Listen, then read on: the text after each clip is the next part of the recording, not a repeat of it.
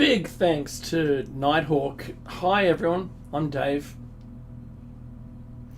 And this is Shiny Side Out, broadcasting from Australia for Revolution Radio on, this is the website name, revolution.radio. That is home. It's the home of fresh ideas. Buy some merchandise or donate if you like anything we say. Join us in the chat room and you can talk to us while we're on air. Meki, did you know? I know I've missed a couple of shows, everyone, so apologies, but I was our land's biggest motor race, and I just love it. Only today, Meki, did I cut off what?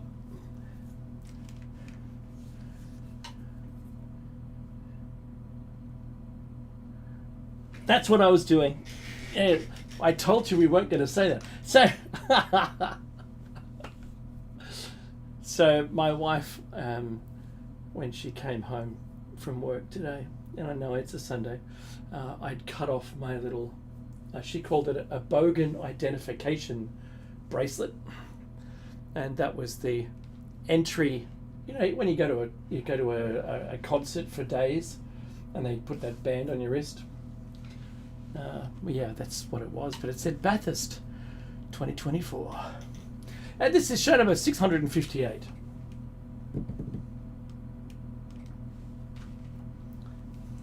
The last one I was at, participating in, was 655, so yeah, I've been away for a little bit there. Okay, I'm putting my teeth back in. Tune in to us online and on your smart device directly via an app, or listen at home on a Grace tabletop or digital radio. I'm scatting, that's what I'm doing. If you missed Solaris' show, look, shame on you, actually, and shame on me. Today she had Sam Baltrusis and 1 hour and Bill Grant in the last hour. And you know what? I'm not going to worry about it. Do you know why? Mackie, do you know why I don't worry? Because I can just jump into the chat room. The other one. It's been a while. I need to retrain. I can jump into the archives and download them all for free. I can download her shows, our shows, everybody's shows, and binge them in my own time. So, you know what? I'm not missing out. You know, I think binge is now a thing. It's such a thing. It was always something, but now it's so popular. I mean, there's a whole channel called Binge. Like a whole provider of streaming content called Binge. They knew who their audience was.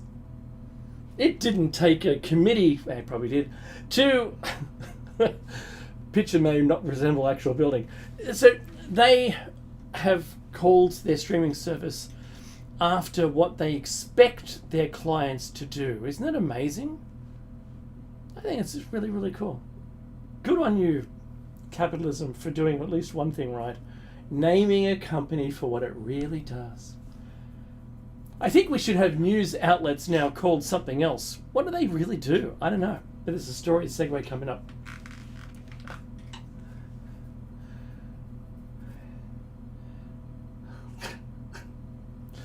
You're going to have to share me the link afterwards. Access the station's archives for free, just like I suggested, because you can download everything. I have to download our old shows by going in there and mastering them and putting them up onto YouTube for our total archive, keeping a copy just in case we ended up getting banned and deleted off YouTube, and then I can put them onto another program, another platform, or, as I've heard other people, making their own platforms. Wow. That costs money. Anyway, Mickey, I'm broadcasting out of Darkinjung country today. Where are you? And Mickey and I acknowledge the traditional custodians of the land. And respect the elders, past, present, and future. Mickey. The reason why I mentioned the news outlets, it's gonna get me hate. I'm gonna receive hate mail But I'm going to read now. Look, according to YouTube, if you read a story without a comment, if you don't comment and make any personal comments and don't add anything to it, don't even say I think, say nothing. All you're doing is just reading the copy. They won't take it off. They won't ban you for doing it. But if you make a copy, if you say something, even if it's controversial, if you don't say anything personally about it, then you win the argument, and they'll keep it there. I've been doing some of that online training with YouTube, because when you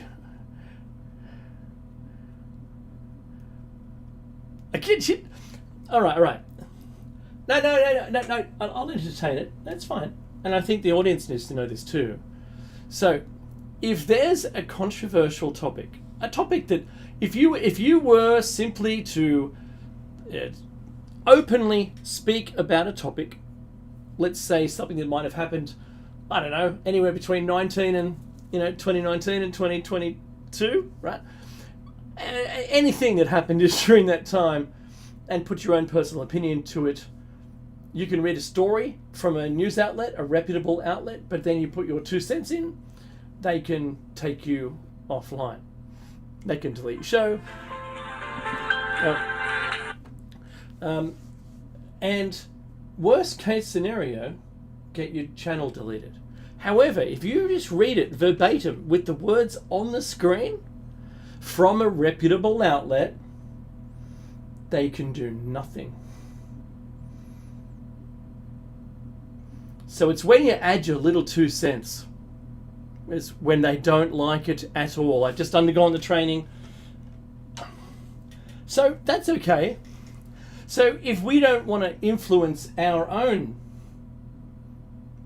story that way by saying it on our show, we should go into the comments of the ones in the reputable outlets and just read some comments. They're not our comments, they're someone else's. And as long as we're only reading it and we don't, upset into the apple cart.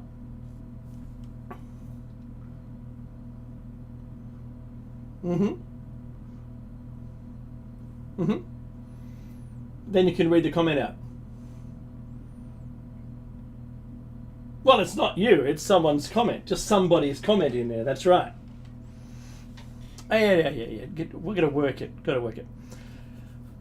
Now, if that's what the world has come to, good luck to all of us, yeah? That's what I worry that that's where we're at. So this is hilarious. I've got to say, not hilarious, it's hilarious. A new story that I found, this is from today, it's updated today, the 20th of October 2024, and I've got it on the screen so no one can complain. Channel 7 Sydney, I believe it's Sydney, or just Channel 7 nationally, has run a story about Channel 9, one of their competitors. And they've got a picture here that the Shred Secure Destruction Company has what looks like a full-sized garbage truck, and it's secure document shredding is what it is. And it's driving, someone's captured it driving, because what they've done is, for the story, which I'll get to in a second, they send a crew out to do the B-roll, which is the background pieces, and they do the slow pans and everyone, you see them doing that before they do have an anchor standing in front of the camera, and they'll put that into the background of whatever shot they're doing, and it's fun. And the story is, shredding truck arrives at 9 ahead of cultural review into broadcaster as bombshell findings expected to send shockwaves through company. And the next item in the list here, subheading, says, just hours before a damning report into the culture at Channel 9 is set to be released, a bright orange shredding truck was spotted arriving at the broadcaster's office. Now, they go on to say it could simply be a normal, pick up and drop off service of old documents. That's what they say. That's what it is. Who wouldn't say that? Yeah, it's been happening it's forever. It's a forever rotating cycle of, because you collect documents you want securely shredded. That's what you want. Right? That's what you want to do. So, you can only imagine how I did and Channel 7 did by running the story that they're questioning the validity of the it always happens kind of thing. Now, in a fictional scenario, totally fictional, and I don't want to get myself into trouble at all. And Becky's like, here we go. Hold my beer. Right. In a fictional scenario, in a company that I had worked at in the past, I could imagine the entirety of the HR documents being sent to, down to the mailroom and being shredded. I could just imagine it. With one of the HR representatives making sure no one reads it as they're shredding it. I can imagine that. You could imagine it if there was remember Fawn Hall and, what was his name? A US congressman, and that was his secretary, Oliver North and Fawn Hall, that in a very similar circumstance, right before they were meant to be subpoenaed and all the documents were meant to be subpoenaed, they just started shredding everything. Do you remember? That's a legitimate case from the 80s. Yeah, that's what I'm saying. It really happened. So, look, I think Channel 7 News running this story has a valid point to make by identifying this, but whether or not any of it is suspicious or it's just routine, I have to make the point and say, we'll never know. And that's as simple as that story is. But do you know what? It's a perfect example of how sensitive companies are now, and specifically in Australia, where misinformation and disinformation bill can end any talk about anything whatsoever. Did you know, Mackie, wait, last point, I'll hand it to you. So even news outlets are not going to be allowed to criticise the AEC. That's the Australian Electoral Commission. That was specifically named in the bill.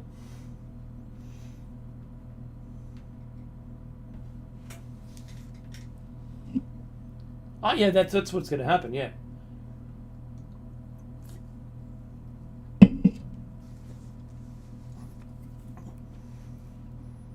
Mm-hmm.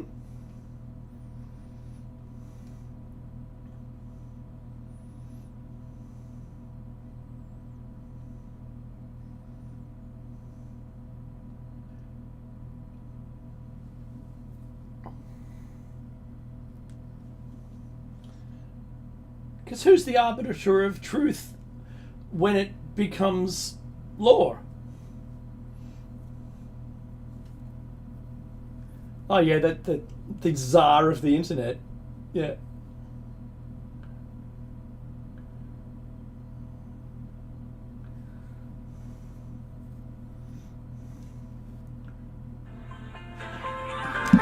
I've got to take this.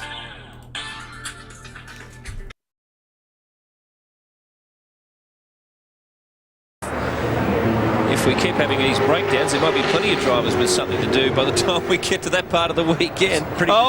Jason Bright there with a moment. He got on the grass. He was pressuring Murphy heavily. That'll make him vulnerable at 13, and Marcus knows that.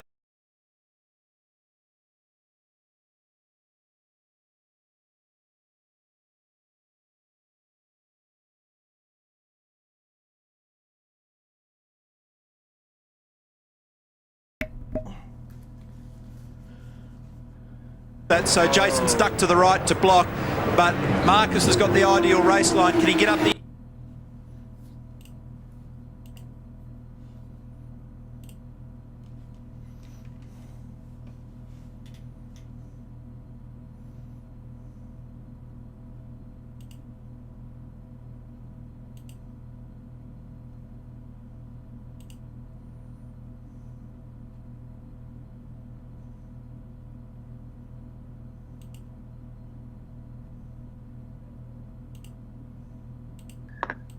Something else that has come up on my feed, which I find interesting, the Japanese.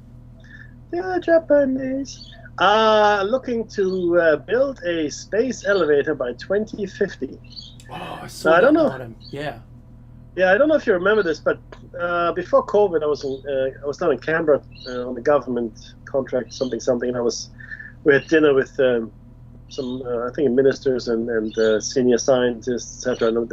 And I was sitting next to one of the senior scientists, and we just, lollygag and spitball. And I've got a deep interest in science, and he was quite happy. He explained to me that his field of specialty was gravity waves.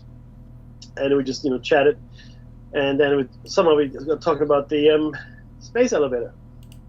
And he said, "Yeah, that'll happen in the next 20 years." And I go, "Really?" He goes, "Yep, absolutely." I go, "Oh, wow, okay." So we're looking at what nanotubes, carbon fiber type stuff. And he goes, "Yeah, so there'll be other materials." And now there's this another field came up, and Japan is in fact looking to build one by 2050. I was wondering if he knew about this, and if Australia's, I guess it's Japan, so I guess Australia would be involved. Mm-hmm. The question also is, where would the space elevator be anchored? Because you have to find a pretty good spot on the planet to anchor it. Now, I would probably either choose the equator, maybe the poles, but I think the equator would be good, somewhere near the equator. And then you've got to find the Lagrange point on top of that, so that you can anchor the elevator to in space. But there are so many complexities around that. Oh yeah, come on, naysayer, right? So I have to say, from an architect's perspective, if you have a single filament, and I don't care if it's the strongest filament in the entire universe, don't care. If you have a weight at the other end, and it's on its own in the Lagrange point, I get that. So it's a point at which it's not necessarily attracted to Earth, but rather it's in between us and another body. That way that it's going to always be there. It's not going to. That's where we park a bunch of satellites out there, right? Geosynchronous ones. So the interesting point here, Meki, is that strand isn't invisible, and it's not. It exists in this reality. It's not out of phase. And so anything traveling up there, that single wire, let's pretend it is, all the other things that are around at the equator that occupy that however wide it is, I don't care if it's 1 foot wide or it's a millimeter, could come in contact with it. Like a knife blade on an ice skater spinning around. So I think there's a difficulty there. Into low Earth orbit, sure, that would make sense to me.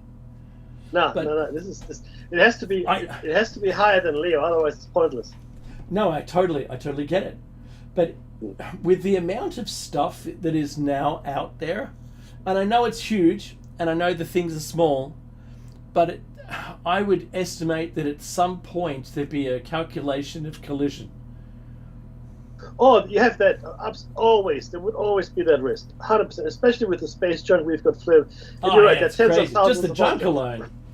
Mm-hmm. I mean, just Musk's satellites alone, constitute a significant hazard now for space launches. So that's the truth. The biggest engineering problem is to find a material that doesn't collapse under its own weight. It has to have the tensile strength to uphold its own weight, because this is going to be a very, very long whatever. That's right. Okay? A cable, a column, I don't know what they're going to do. But it's going to be very long. To find something that doesn't collapse under its own weight, that's going to be the trick to find. I mean, we find these new materials and exotic materials and whatnot, and maybe our brethren from outer space are going to help us here as well, so it's all good, right? It's going to be spun diamond with an unobtainium core. Unobtainium. Oh, I like the sound of that already. If only the moon was in a fixed orbit that didn't move in relation to looking upwards in the sky, that only, you know, we were in a, what's the word I'm looking for? We're orbiting each other, but both faces never change. It is it is tidally locked. But if both objects were tidally locked to each other. That's right. So that's what we don't have. So it seems as though the moon only ever shows us one side, which is kind of true. Yeah, it is true. It's kind of true, but it does rotate, and that's what Dave is talking about. Now, if it didn't rotate in relative to the Earth, so if in fact it always faced Earth the same way and not rotate at all, it was like truly stationary in relation to the Earth. Yes, then if we both orbited each other, and we were both tightly locked to each other face to face, then we could just simply run a cable between the two. It'd be great. But that means the moon would always be in the same position relative to the Earth. So for example, it will always be above Australia or whatever, right? So wherever, And the other half, well, you know, not only are we crisis actors, but we've stolen the moon, right? Could you imagine? That would be ridiculous. So the point that we don't have something there, but we have to use the Lagrange point to be the equal of that. I'm helping the audience. So hopefully I am. Hey, do comment in the chat room if you think I'm just going around in circles and you don't understand what we're saying. So we have to make an artificial object in the Lagrange point in order to have that ability to keep the destination still. Yes, that's what I'm saying. I think that's fair. Well, that's what I'm trying to describe it for the audience. So, now I get it, and I understand the difficulty in it. I know the material they must use can't collapse under its own strength. Because imagine, you know, if you make a pile of wire. I've seen those trucks that have the coiled wires, and you know, if one of those fell on you, it would crush you to death. It weighs so much. Oh, of course. So even if it were graphene, a single strand of atoms connected together, going all the way up there, 250 plus kilometers long, if it can't hold its own tensile weight, then there's no way it's going to be able to hold itself there. If it can do it 100, like maybe a million times or something, its own weight, great. That'd be fantastic. You just need something to crawl along it. Like, you know, like if you've ever been rock climbing and you have, or you're caving, right? You're splunking and you lower yourself into a cave. You have this ratchet tool that you can use to climb yourself out of the rope, out of the hole on the rope. So if you had a machine that did that lifted things up into, it's like having a skyhook, really, isn't it, Meki? Mm-hmm. Correct. Yes. One and word. No, but there is. Ultimately, though, I do believe that we'll get there, and I think, and because the thing is this: if we can imagine it, we've always been able to do it. Yeah, that's right. And it just becomes a matter of materials. I mean, the building of it and such, we can accomplish today. I mean, I'm not saying it's going to be easy. It is just finding the right materials, right? That's really critical. Because if that thing were to, let's say, fail and crash back onto the Earth, the destruction would be almost unimaginable. It's like, I mean, it's far enough to get a rod of Godspeed, you know, if it were to enter the atmosphere and fall to the ground. So that would not be a good thing, is what I'm saying here. Oh, Very, very bad. all right. So what about flat Earth theory, Becky? You just go up and you riv nutted up to the firmament, right? See, Just okay, bolt so it up there. We just climb. You just go to the edge of the Earth, climb up to the firmament. Use some let tech down a screws. rope. That's right. Yeah. That's it. Just some 3M hooks. Just pop them up. Just get some fishing line and you're good. No, but see, so flat earthers say, because gravity is a problem. If you got a flat Earth, gravity is a real issue. So what they're Unless saying we're continually accelerating. Exactly. We are. In fact, we're falling up all the time.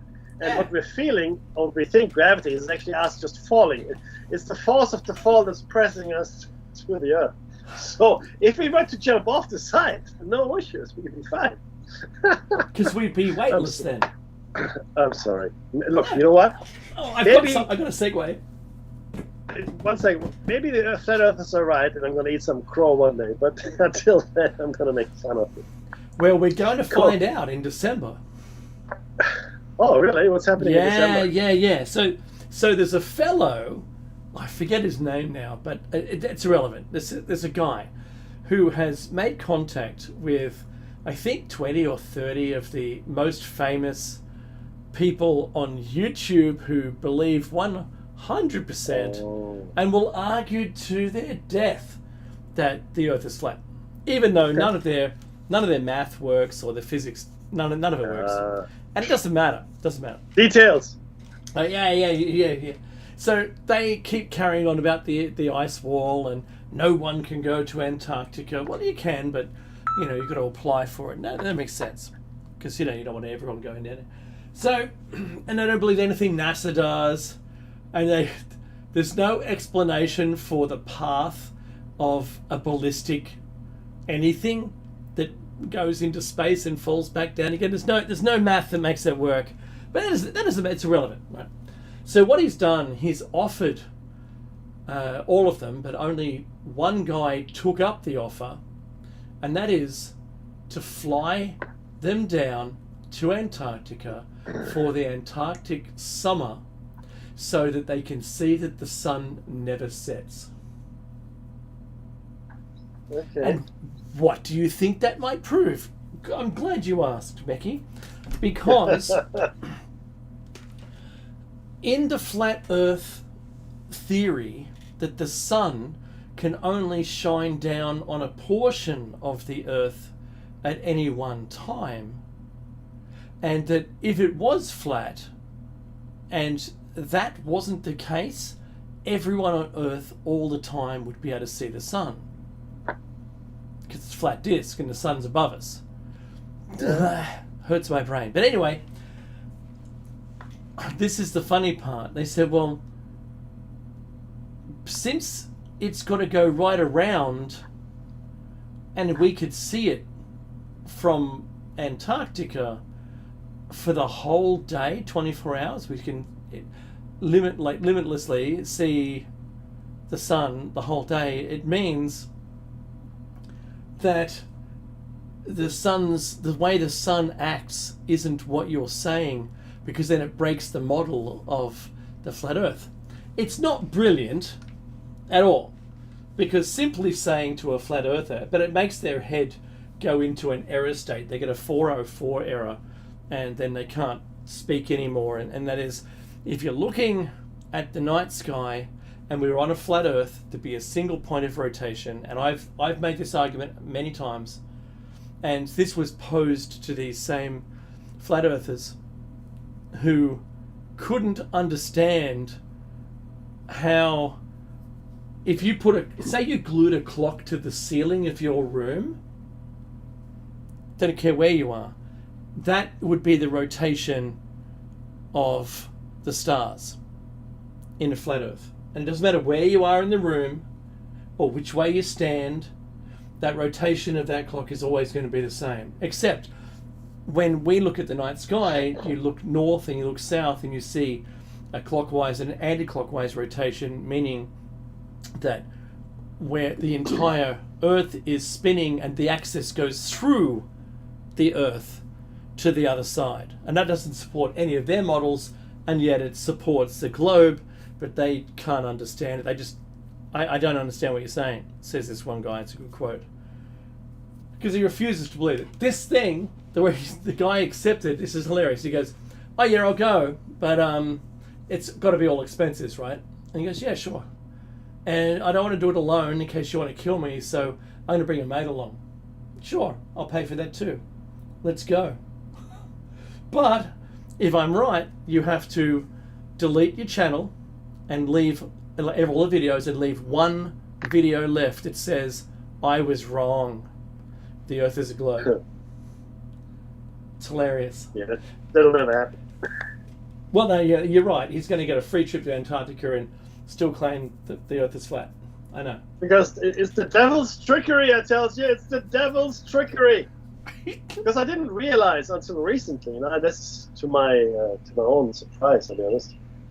It's the flat Earth theory, society, and the entire, I guess, lore and mythology around it is fundamentally Christian. It is fundamentalist Christians.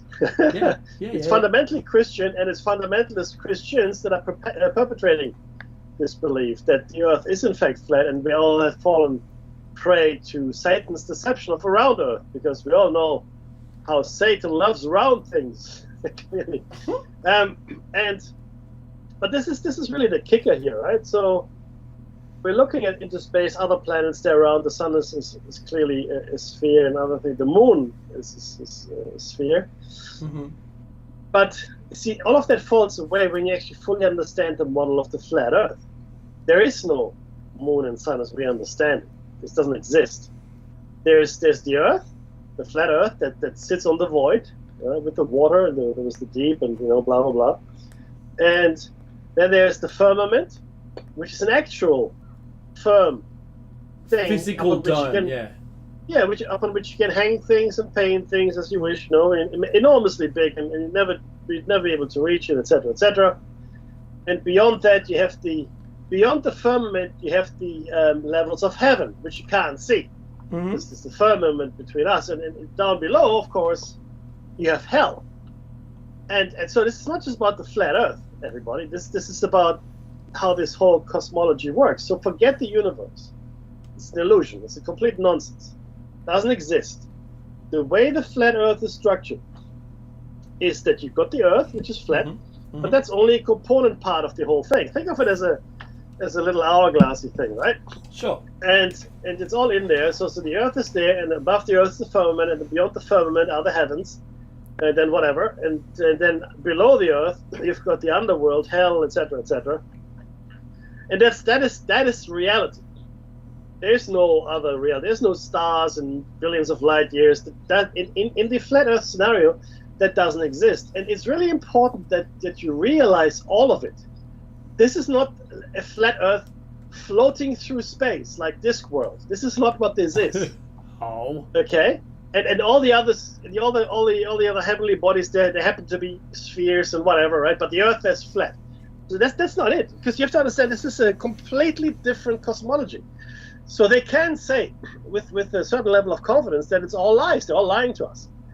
All the living in a universe, galaxies, gravity waves. It's all lies. It's lies. It doesn't exist. It's not a real thing.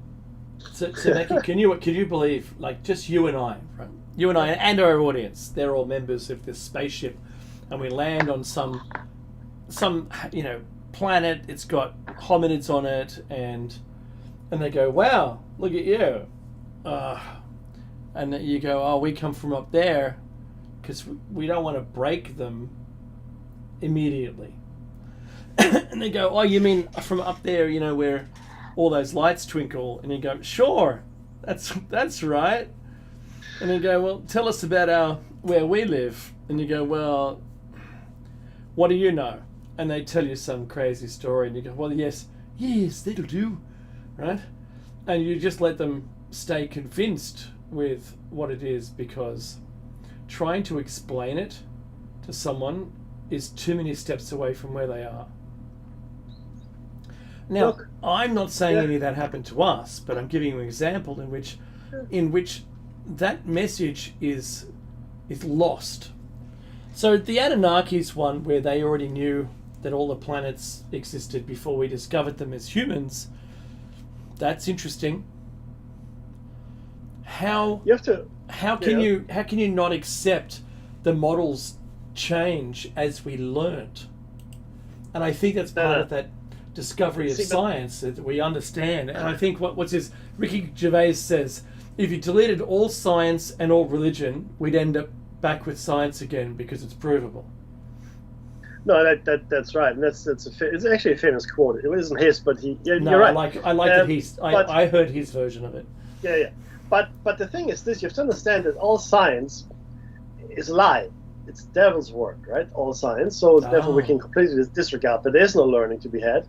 Oh. The interesting thing is this, though: ancient cultures that we're discovering these days. You know, even the cultures we can't put a name to, like Göbekli Tepe and others, the monolithic builders. but the ones right? that we've met, like Dogon tribe, Yeah. etc. Right? Yeah. Oh, all of that. They have pieces of advanced astronomical knowledge, right? Yeah. So, and in fact, the Hindus, I think I'm saying specifically Hindus, not necessarily Indians, but within the Hindu realm of existence, they're talking about many realms and even different dimensions and different planetary bodies, etc., etc. Flying craft. It is. This is the thing, right? It is a very specifically Christian kind of what do I call it? Belief system. Mantra. Well, in a way, thinking, yes, it's not even Muslim or Jewish, so it's not Abrahamic. It's not down to the Abrahamic religion. This is really a Christian thing, and funnily enough, a fundamentalist Christian thing, where we're living in a world of deception, and we're deceived by Satan. Everything that you know, Dave, all the things you've just said, it's just nonsense. It's just words, just blah blah blah. It doesn't exist. And the truth is that the Earth is flat, but within the context of the rest of the universe, which is really just what I just described. Think of it as, in fact, think of it as a Leyden jar, if you will, right? Where you've got the flat Earth in the middle, more or less, and then you've got anything above. It's like the heavens, the firmament, blah blah, the angels and God. Anything below is the underground, the underworld, hell, etc., etc., and nothing else. That's where are the four turtles pulling in different directions? No turtles. There are no turtles.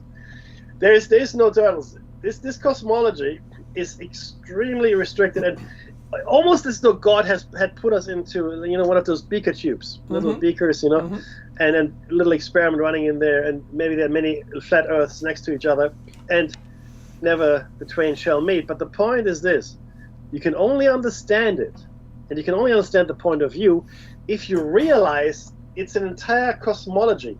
Like I said, they don't imagine a pancake Earth flitting through the universe. That's not what they're imagining at all. There's no universe. There is no universe. That's right. Okay? It doesn't exist. So let me put it another way. So you're lying on a bed in a bedroom looking up, and someone's decorated the ceiling with stars. Little flashy lights. That's it. Yeah, and above the ceiling of the stars, that's where God lives, with the angels. Ah, yes. See? So, and that's it though. But there's nothing else.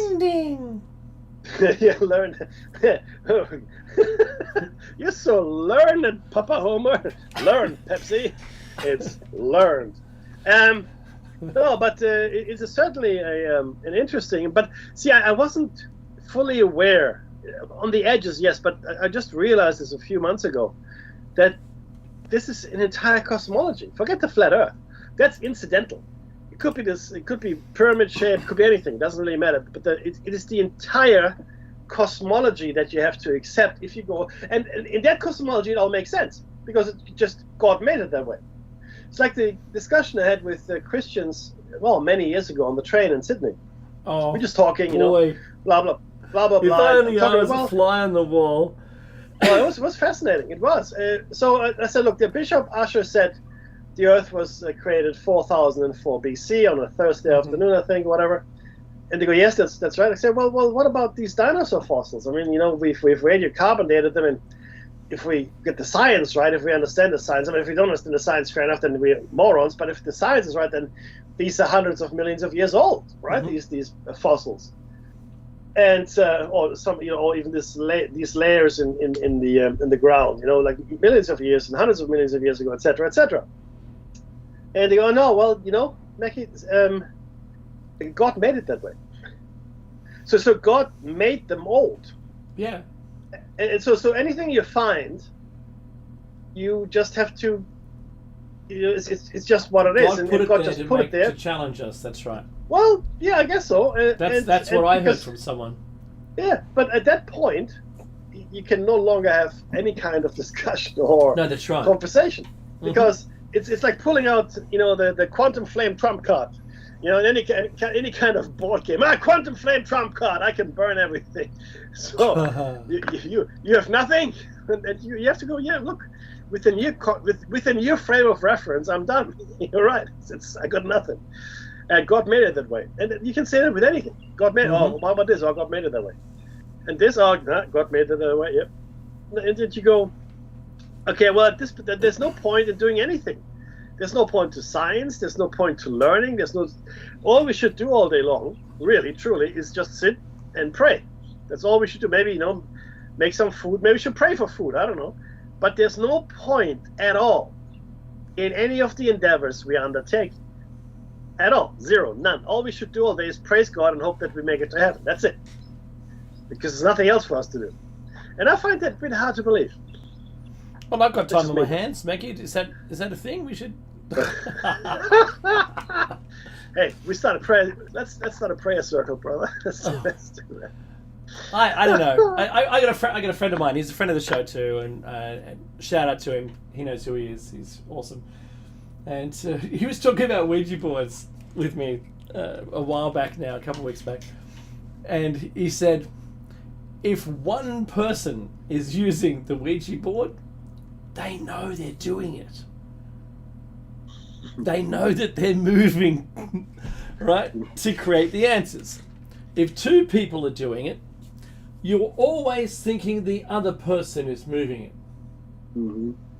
In three people, it's 1 to 2, and you're halving your curiosity, thinking, which one? No, it's not me. It's got to be one of them, right? You start going to 5 and 7.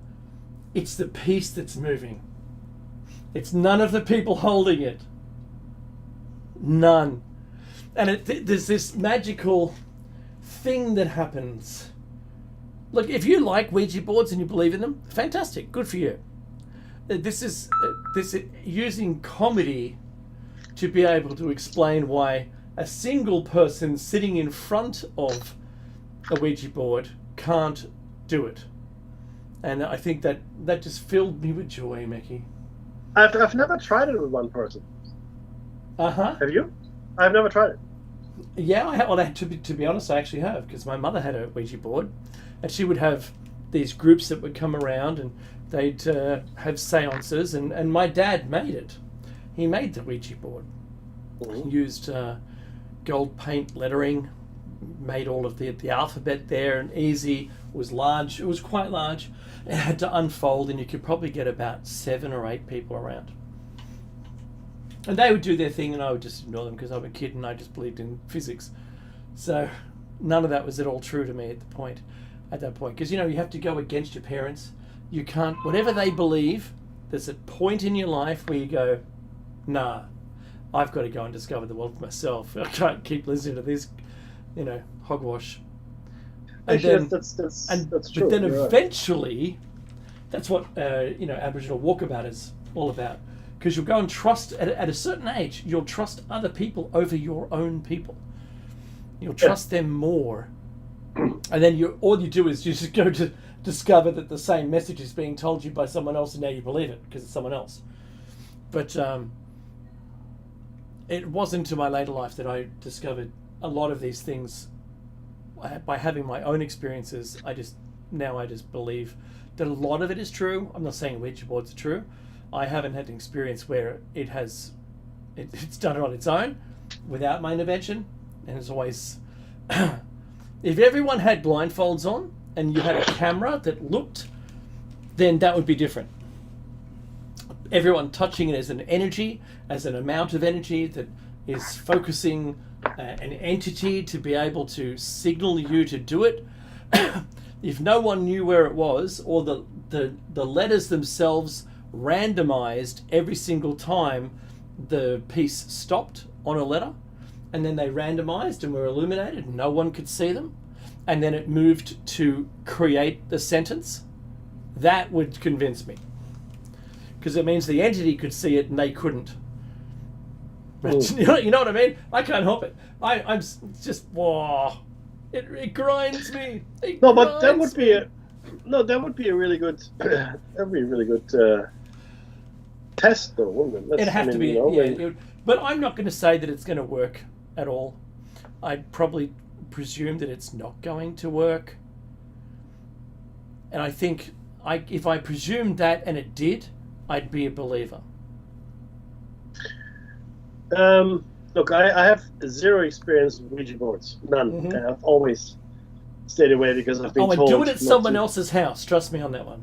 Oh, no. Well, that's what they say as well, because I've heard of cases where entities seem to have lodged themselves in locations, or even to people where it was used. Or you pull.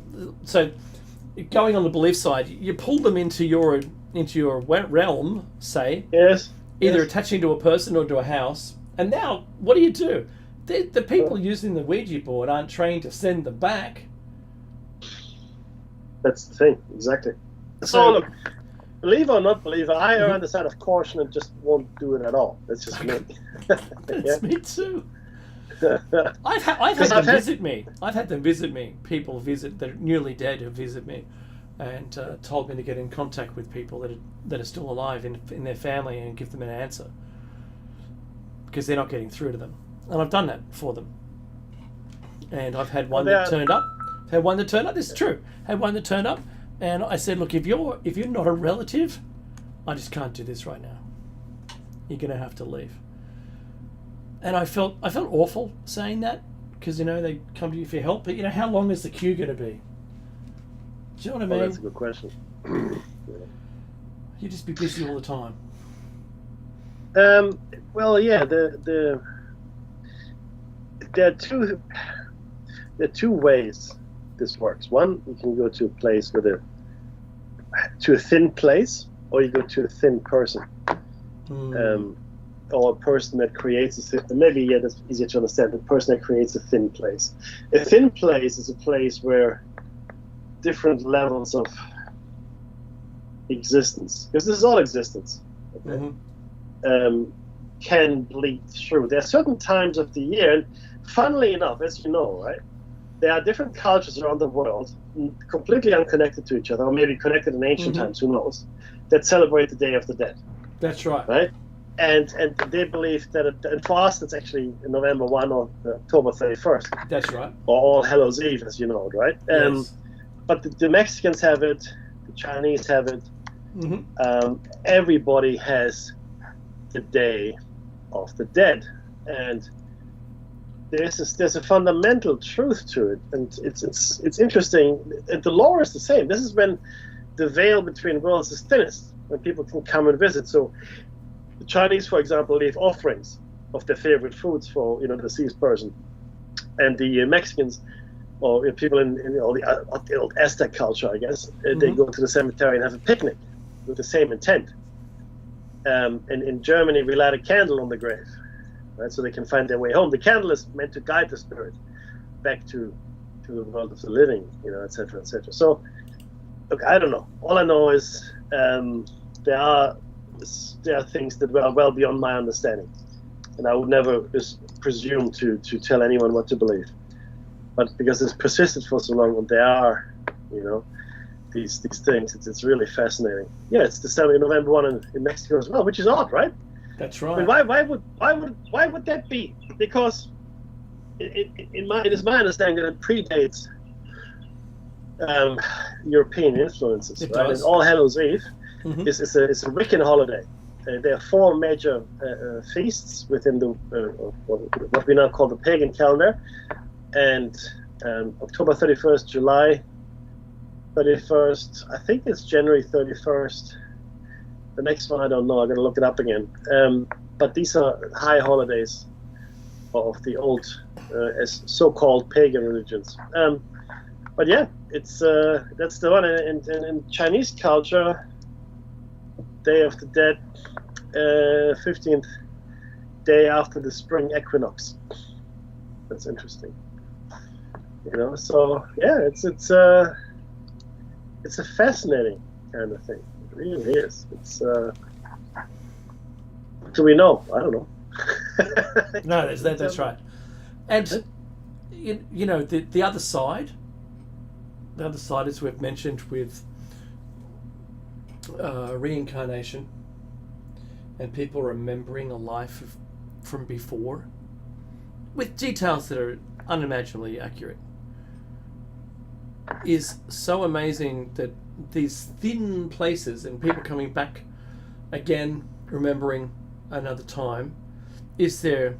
It seems to me that it would just necessarily be correct to say that there was a place between, or as I'm a big fan of the English and American version of the show Ghosts, which is hilarious. It's a comedy where a couple inherit a castle, and in America it's inhabited by from cavemen all the way up to people from the 50s.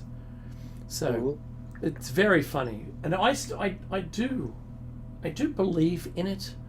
There's a part of me that absolutely loves the idea that it's entirely true, everything's real, and I'm not a naysayer just because I say it on air. That doesn't mean I'm a naysayer to it, because I've just seen too many examples, Mickey. But yeah. I don't want to find out today or tomorrow. Anytime soon. Interestingly, sorry, just to give you guys a bit more understanding, then I have to actually issue a correction. So both the Chinese and the Mexican or Aztec festivals go back 2,500 to 3,000 years minimum, as far as we know. So well before Christianity ever reared its head in any of those areas. Okay. Yeah. And again, those are cultures separated by the Pacific, or by the entirety of Asia, Europe, and the Atlantic, whichever way you want to look at it. And I made a mistake last week. I want to correct it because it's been bugging me. I said Caesar marched into Rome after he crossed the river Tiber. That is, of course, incorrect. The Tiber, flows through Rome or nearby. It's the Rubicon he crossed. He crossed the Rubicon. So I'm making a correction here, and I do apologize for saying something incorrect. It is the Rubicon that Caesar crossed, not the Tiber. Well, that's the power of attraction, Mackie. Well, yeah. It's legit. Yeah. If only YouTube allowed it. Yes, you're not wrong there. You're not wrong. I just learned that one of my favorite channels, the Y-Files, his videos had also been demonetized. Yeah. Some of them at least. And he had to repost them on Patreon, just like there you just go. Like we have. So that's pretty. I mean, he seriously, doesn't say anything about anything, to be honest with you. He's not. I'm just upset. It's upsetting to me. It is. But he's not calling out any companies of the world that might own almost all the other companies in some way through stock ownership, majority ownership. He's not talking about them. He's not talking about, you might say deep state here and there, but who cares, right? I forwarded a video to you, Mickey, I think, of three guys sitting on stage. Well, there's going to be the music in a second. Three guys talking about the deep state. And these are wealthy people. So it's got to be real. Anyway, Mickey, guess what? This is the end of the first hour. We're going to be back in a very short amount of time. Only a couple of bumpers and we're back. And we'll be talking about, Mickey, what are we going to talk about? I'll tell you after the break. So if you're listening to this on YouTube, do like, share, subscribe and comment. Helps with the algorithm. Does us a favour. Thank you very much. We'll be back in